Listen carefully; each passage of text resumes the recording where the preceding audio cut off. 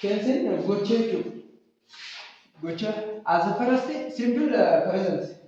What is simple present? Yes, simple present is habitual action. There are gocha dubate the code. How do read the deviation? So can you the form of the verb? Simple subject plus V1 ida. Present verb. Yoni via. So can you subject do does plus. Nothing to say, ask him. Nothing to say. Normal, negative. What the negative can one here, negative, positive, yet is a market. Negative or positive, I don't think. Okay, do does plus, negative plus, B1. In no matter. Positive or negative? Positive. Because, Saurisa, nothing could one injury. Okay, if the subject is 30 person, singular or in the plural, now the verb is mandable, the verb is dubaran. Unity, simple present is mandable, saya dubaran. Dubaran, ESC, ISCP, SC develop. Unity past is yo. ED develop, I am present consistency on I need develop, continuity or I need develop. Kurama. State verbi dua arti state verbi gitu no. Oke, tapi sesuai dengan review nya state verbi no. Apa kata berarti? Isa namanya tiwa ini gitu berarti. Continuous itu tiwa ini ESC atau ISC itu berarti simple present itu aja. Fakirnya Ethiopian sih sampai money holiday Ethiopian robo barang ayam kedua bagian. Fakirnya ama asarati SC mana itu. Simple present can take SC reference. NS is treat patient. Doctor ya how nurse ya orang tu sudah orang aja. Kan gimana ni? Kama. Kita boleh kita. First habitual and then repeat action. In the present frequency frequency bocciare debito frequency di topiki del frequency sometimes usually already have an issue. Is that name? Nibet and Yeti Yada. Yes. Madam, what is this? Yes? Zin is love. What is love? Love is the island. Yeah? What is this students? Yes? La Samu dua beri one like that ke orang sebasi kamu demen tips. Hai asih tanana itu. Hai. Hai, gimana das? Hai. Jadi dah. Hai. Orang bekerja kan waktu dia. Itu adverb of frequency. It formed by sabi. Yes. Mata. Eh? Hai, gimana? Hai.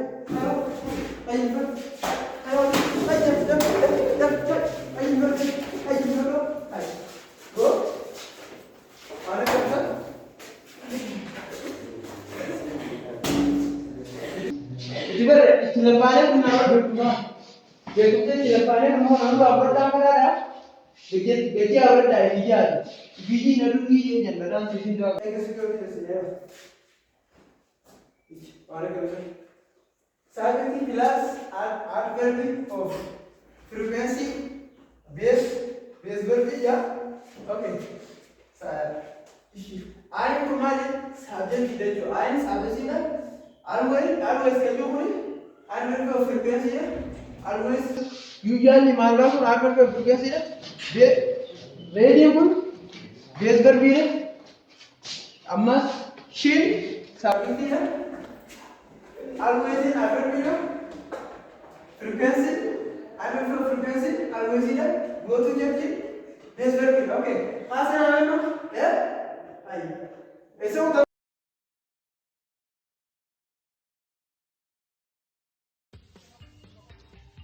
Aku jadi mali sarra bukunan miterete. Ana mau bukunan kunara wa biredi dua anda fe bau bersatu. Bukunan ana tirete bau jabala. Mali garo aku makanya kan ambil sang kenas gapat tu. Halo, zabri satu radio bukan. Oh, kami bukunan miterete. Dua aja dekat derete bukunan rata penting. Mana ke derete ini penting. Mari dia jelas kanuma keessa warri boqonnaan itti gaafatan jiru. Warri boqonnaa gabaabachuu kana tumuun dheeratu kanatti aara qabus ni jedhee inni mii malee. Juma hawwaas taate naame juma waliin boqonnaan akkami Gabaabaadha boqonnaan inni gabaabatu.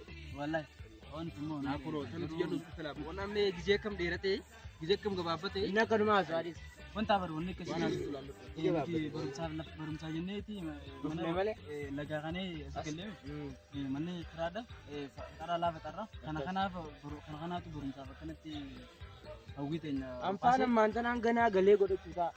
Suuraan godhuutaa gana. isaan wanni boqonnaan itti gabaabbateef bashannanaaf dhufan jechuudha. Bashannanaaf dhufan bashannan warri asii akkanuma duraan. mee akkasiin jennu waan haaraa yaadde akkami hojii manaa galeettanii hojii manaa barsaam aleen Hojii manaa qabna ture ta'uun. hojii manaa qabne Waa'ee aan eeddanii shawwadame bakka aan eeddan.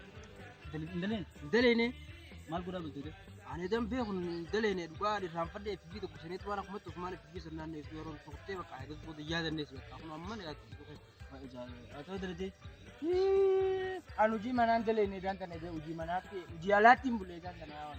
ayyab idaanuu namni biyya Isaa keessa diimaa ni taa'ee waa ta'u. usmee idaanuu namni biyya keessa taa'ee biyya alaatti hojjechaa jira.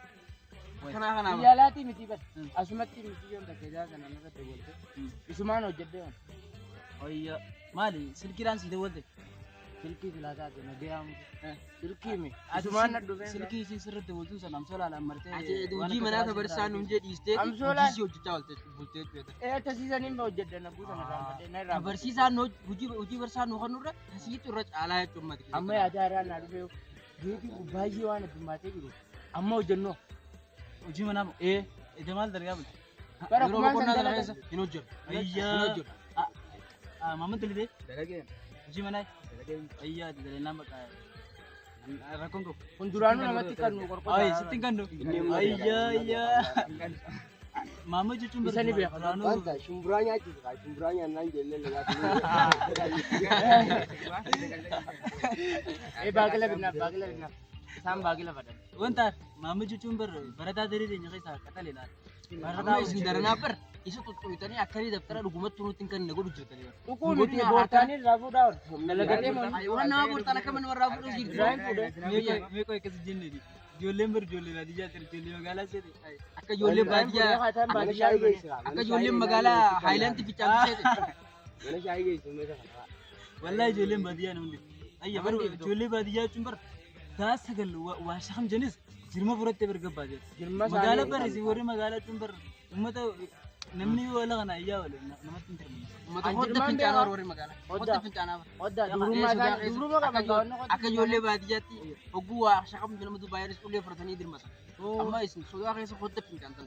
Ijoollee sodaan qabdu ijoollee. warra baadiyyaa jechuun bar warra baadiyyaa jechuun bar nama jiboota nama nyaatu qabu bar magaalaa keessatti immoo jiboonni nama isaan waan nuti sodaannu saniin wal beekuun dabar. silaaf bar ijoollee magaalaa halkan ala gabbaatee hin caalle dukkaana san keessatti isin bar mooraa ijaarrataniiti mooraa sun gubbachuun shuboo waan akka shuboo fa'aa tattaleessanii wanta fa'aa irra caccabsitanii Sun dhiirummaa teenya gaa. Dhiirummaa teenya. Sundiirummaadhaaf dhalummaadha malee. ijoollee argatin tuina amma maamud irraa maamatti nu kan ta'e jedhamu Yaa nu kana. Manguddoo sitti ergan. teenyitan rebbisi min jiin nu kan yaa Yaa walitti bideebi. Jechuun amma harkatti jajjaa'u. Meetumaan. ay eeganitti kan Bila kana namni kana si faarsi. foto manaa si bakka maale boo kenna mi kan tan Mucaa saayiboo isaa qabu. waasi asa dalite bakka nu qora duu qalba saa Mee afaan saayiba keetti kana si beekaati nu godha dhabe sirraa illee dalgan si jedhaan illee.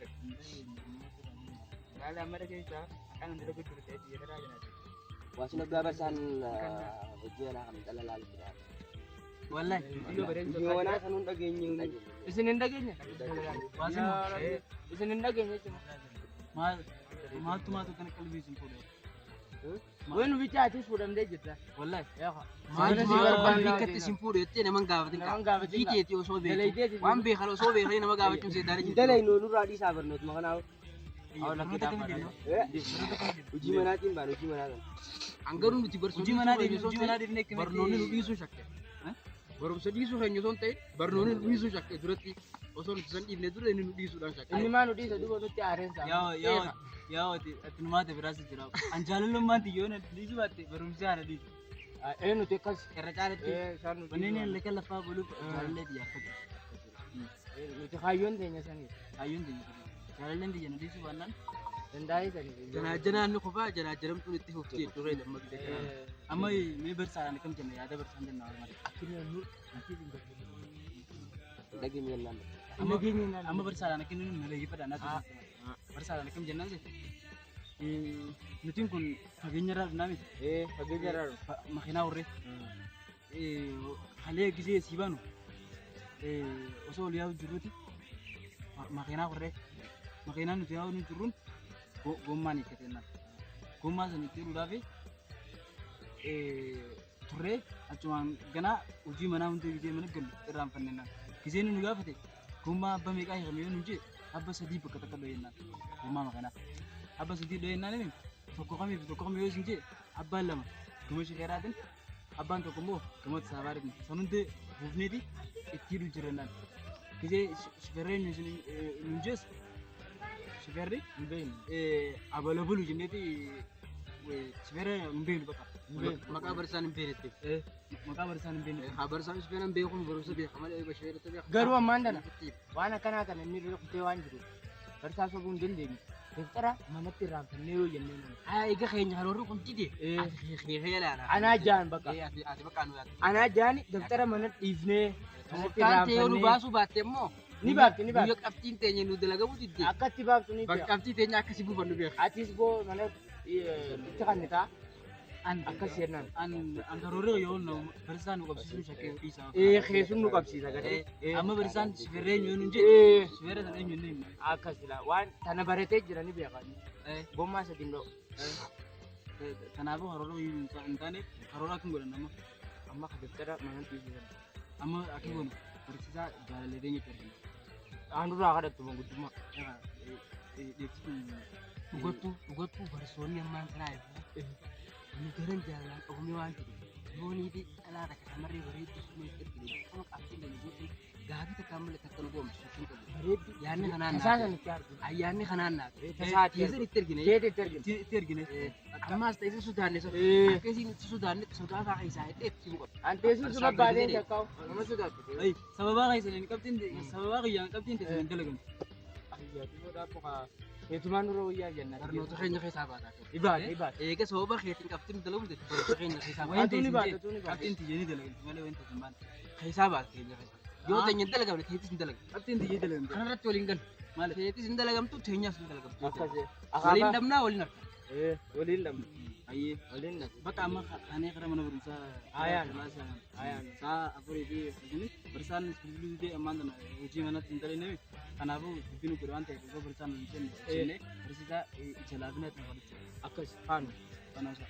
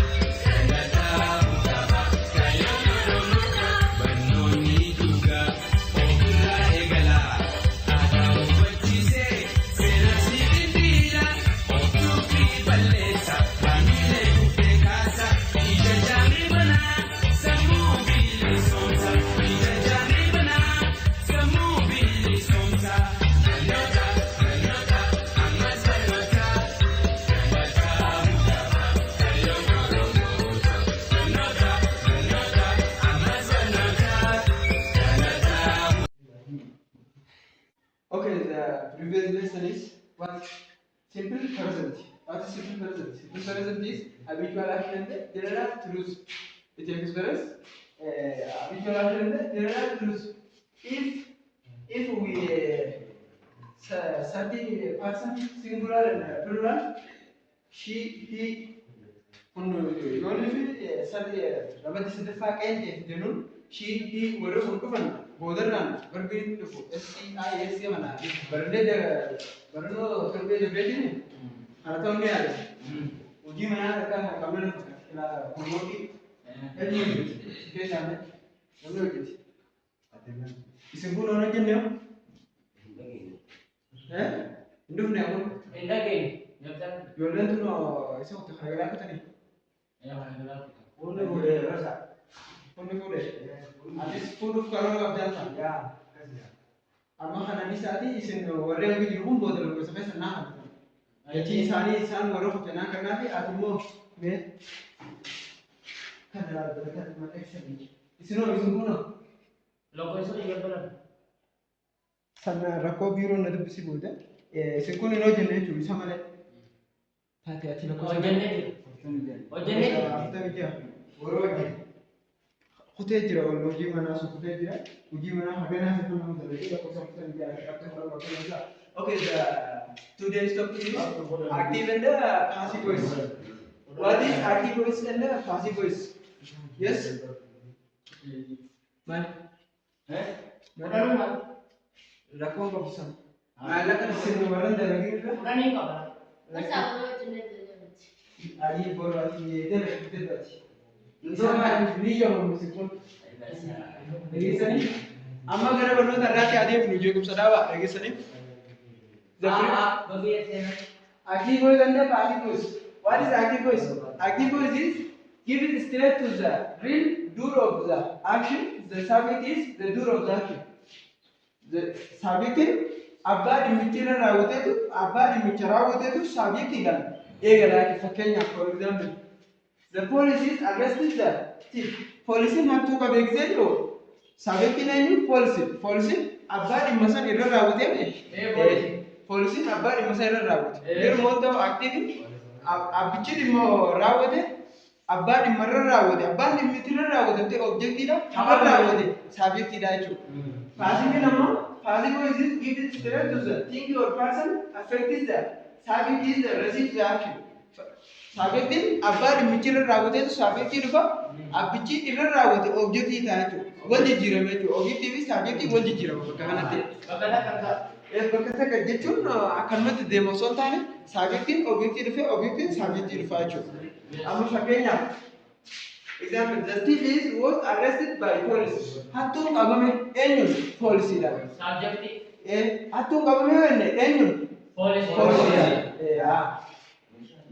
Amma fakkeenyaaf Muhammad hojii manaa dalagee hajuu kuni active Muhammad abbaa dhimma isaa raawwate maal hojii manaa jedhe hojii manaa hojjetamte eenyuun Muhammad paasiifidha.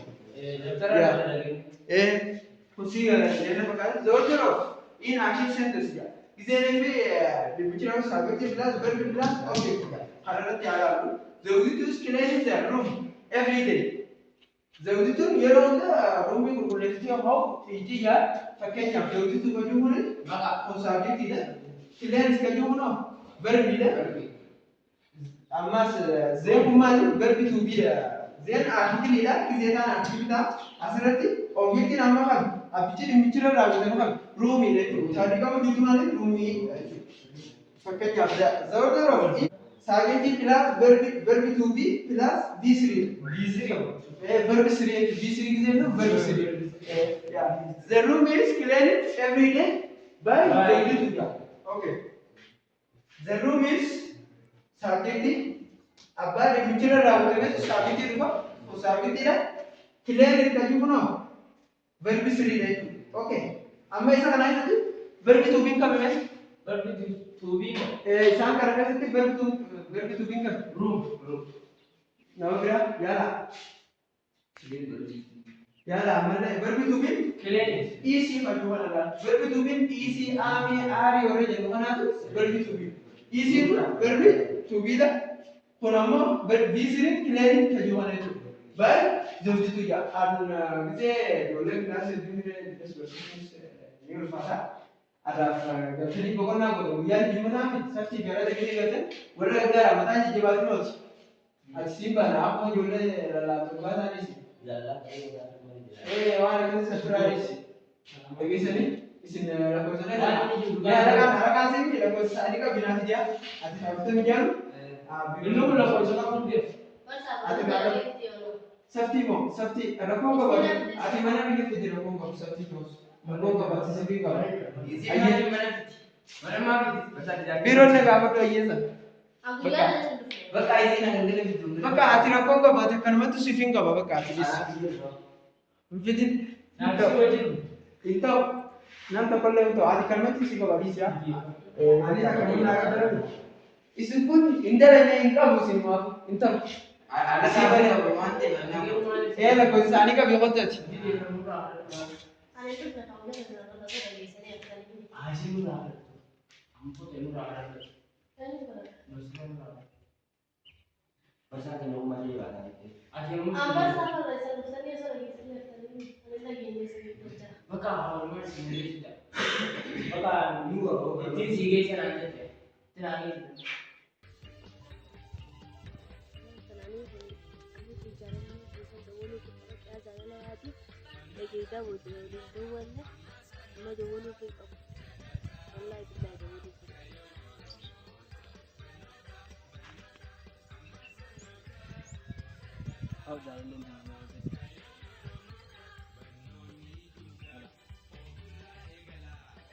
Hello. Jalale ki kya jalale ki.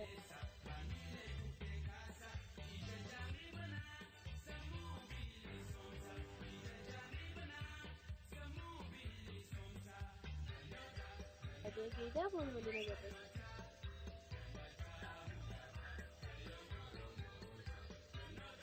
Dua Rabbi kya jalale ki aje ki. Kelee dia tak kalian satu nombor jutu malang gak kata je visit kata dua Rabbi ni isa wala haga.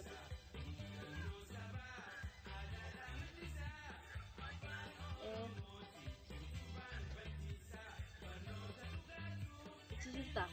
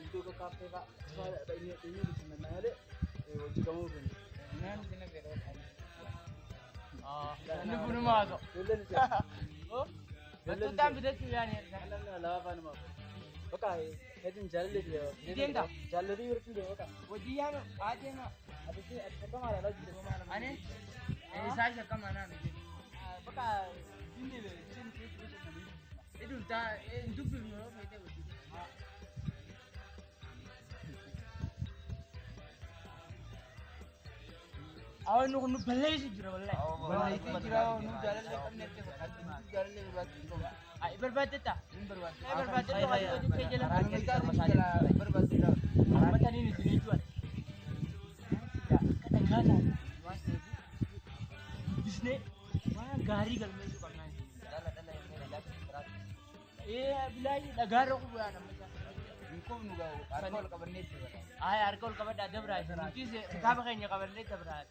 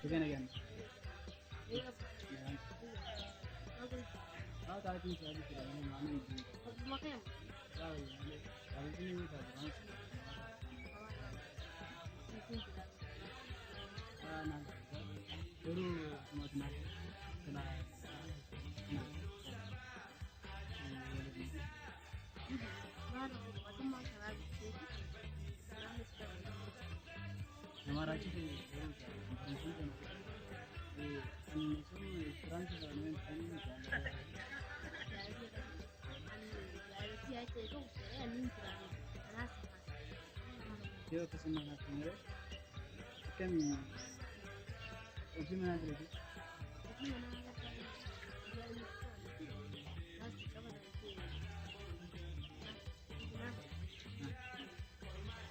ano kaya na dito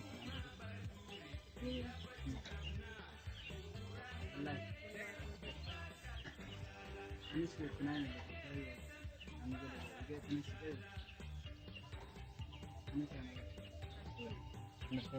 dito kan sade karu idalle so way xeetu yaatu saa takarra agarum selle way ma tinna toral sabo xeetu version da wala kamale ratu ami tomato Beita, itu itu